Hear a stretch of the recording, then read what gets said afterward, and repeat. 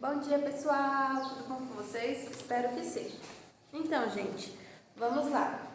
Hoje, eu não vou concluir o capítulo com vocês. Eu vou acabar fazendo só uma revisão em cima do trabalho bimestral de vocês. E aí depois a gente vai dar continuidade no assunto do livro, tá certo?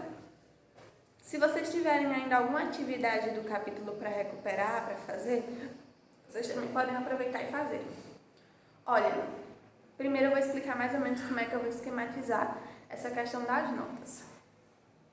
A nota de vocês, ela vai ser composta por 3 fragmentos. O trabalho bimestral, que a gente colocou mensal, porque vai ficar no lugar da prova mensal, né? Isso é uma espécie de prova. Então, vai ser o trabalho, as atividades e a prova. Então, olhem lá. Nesse bimestre, eu vou passar em torno de 15 atividades. Essas 15 atividades, cada uma vai valer meio ponto. Então, eu vou somar essas 15 atividades, esses meios pontos, e eles vão dar em torno de 10 pontos. Então, se você tiver todas as atividades, você já fica com 10 em uma de suas notas. O trabalho de vocês, ele tem aqui, deixa eu ver quantas questões ele tem. Ele tem 5 questões, vocês vão já entender. Ele tem 5 questões. Cada uma dessas 5 questões, ela vale 2 pontos. Então, o trabalho vale 10. E a prova, que vai ser feita por 10 questões, cada uma valendo uma.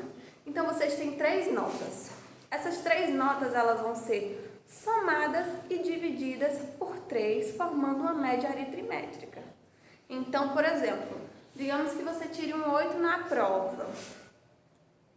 Você tire um 10 nesse trabalho, mas você esteja com 3 nas atividades, sua nota não vai ficar legal, entendeu?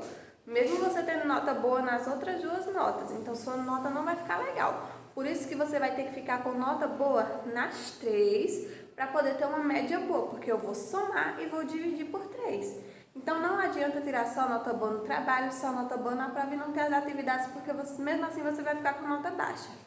Então, façam as atividades, estejam com as atividades em dias, porque eu estou registrando todo mundo que está fazendo, e aquilo ali é meio ponto. Cada atividade que vocês forem fazendo é meio ponto, tá bom?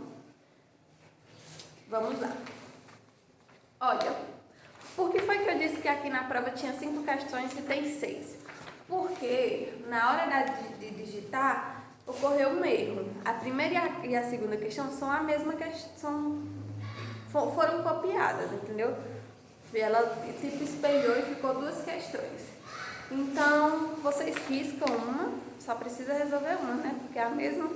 Então, vocês riscam e fazem só uma. Ignorem, tá certo? Não venham me perguntar depois, porque eu estou explicando na aula. Eu vou saber justamente quem assistiu a aula por conta disso. Então, vamos lá. Existem 5 reinos que dividem os seres vivos: Monera, Protoctista, Plantae, Fungi e Animalia.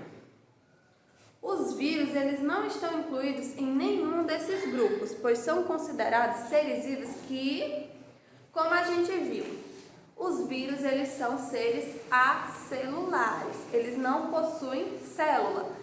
Então, existe uma discussão entre os cientistas que alguns dizem que sim, que o vírus é um ser vivo, outros dizem que não, que o vírus não é um ser vivo. O vírus, ele é um parasita obrigatório. Para o vírus ficar vivo, ele necessariamente precisa estar dentro de outro organismo. Por isso que o vírus, ele não é considerado um ser vivo. Deixa eu ver aqui, viu? Então, eles são considerados apenas como digamos ali, uma pequena partícula que vai causar uma infecção no nosso corpo. É apenas isso que o vírus é considerado, ele não é considerado um ser vivo. Ele é uma partícula infecciosa, é isso que a gente pode considerar. Até que se prove o contrário, até que os cientistas realmente comprovem que o vírus é um ser vivo, então o vírus não é um ser vivo, ele é apenas um organismo que vai infeccionar organismos vivos. Beleza?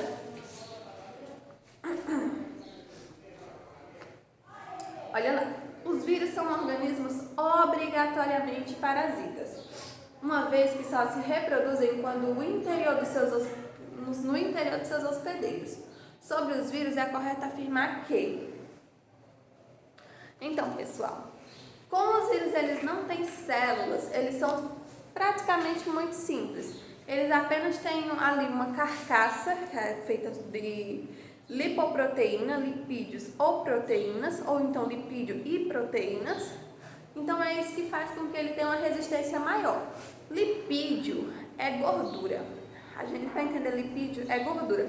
Por isso que para prevenir a contaminação, nós temos que lavar as mãos, porque o que? Você já prestou atenção quando você pega uma panela bem gordurosa e você coloca o detergente na bucha e você passa, você vai retirando a gordura? Pronto, o sabão, o detergente, eles têm essa... quimicamente eles são preparados para retirar a gordura. Por isso que a gente precisa lavar as mãos, porque quando a gente lava as nossas mãos, a gente consegue matar esses vírus com o sabão. Beleza? Já que o vírus é gordura.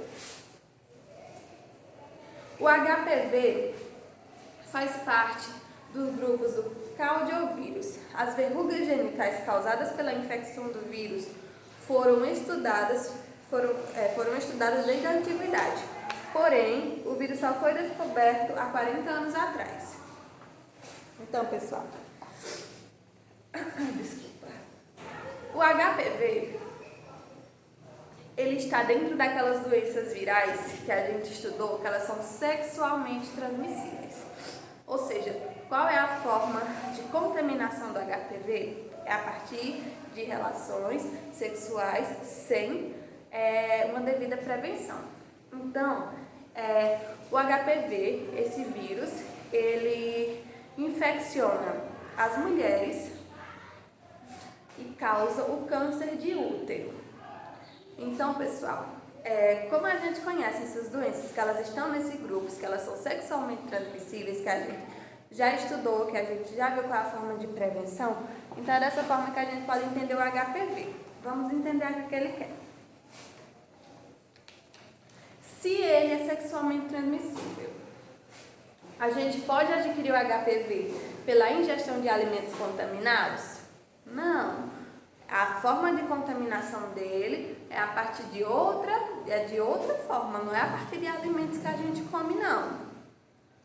O câncer de colo de útero não pode ser causado pelo vírus HPV? Errado, não é? A gente sabe que sim, que pode. O vírus, ele justamente causa isso. Então, pessoal, existe a vacinação contra o HPV? Existe. As meninas tomam a vacina contra o HPV. É uma vacina que você toma mais ou menos com uns 12, 13 anos de idade. Então, existe a vacinação. O HPV, ele é transmitido a partir do homem.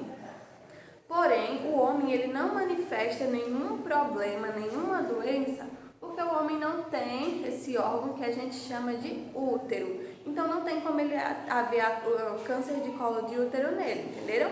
Então, ataca prioritariamente as mulheres. Os vírus, eles podem se manifestar, em 10 dias, como eles podem se manifestar durante anos. Às vezes você tem um vírus, você não está sentindo nada, daqui a 50 anos você vai mostrar sintomas dessa doença. É o caso do HIV também. O HIV, às vezes você pega o vírus HIV com 20 anos, quando você for sentir alguma coisa, você já vai estar nos seus 40, entenderam? Os vírus são minúsculos piratas biológicos, porque invadem as células, saqueiam seus nutrientes e utilizam reações químicas das mesmas para se reproduzir. Logo em seguida, os descendentes dos invasores transmitem-se a outras células, provocando os danos devastadores. A estes danos dá o nome de virose, como a raiva, a dengue hemorrágica, o sarampo, a gripe, etc. De acordo com o texto, é correto afirmar que... E aí vocês vão avaliar as alternativas e vão responder. Por que eles chamam os vírus de piratas obrigatórios? Piratas, eles chegam no lugar, eles vão saquear, eles vão roubar, eles vão destruir. E é o que o vírus faz com o nosso corpo. Ele entra, ele vai saquear os nossos nutrientes, ele vai enfraquecer o nosso sistema imunológico, ele vai nos causar danos, eles vão se reproduzir lá dentro e aí vão causar essas doenças que normalmente a gente chama de virose. Vamos ver aqui. Os vírus utilizam o seu próprio metabolismo para destruir células causando viroses? O que vocês acham? Eu já disse que ele entra na célula humana, né? Na célula das pessoas. Os vírus utilizam o DNA da célula hospedeira para reproduzir outros vírus? E aí? Os vírus não têm metabolismo próprio? As viroses resultam sempre das modificações genéticas da célula hospedeira? As viroses são transcrições genéticas induzidas pelos vírus que degeneram a cromatina da célula hospedeira? Como a gente viu aí, né? O vírus ele precisa necessariamente dos nutrientes presentes nas células para poder se reproduzir, para poder se efetivar no nosso corpo, né? Por isso que eles são conhecidos como piratas. Nos noticiários, há muita ênfase às doenças de dengue, zika, febre amarela, chikungunya e mais recentemente a gripe H1N1, causada por vírus. Analise as proposições com relação às transmissões dos vírus. Alguns tipos de vírus podem ser transmitidos pelo simples toque entre as pessoas, verdadeiro ou falso. Alguns vírus são transmitidos pelas secreções corporais, verdadeiro ou falso. Alguns vírus necessitam de insetos como vetores, verdadeiro ou falso.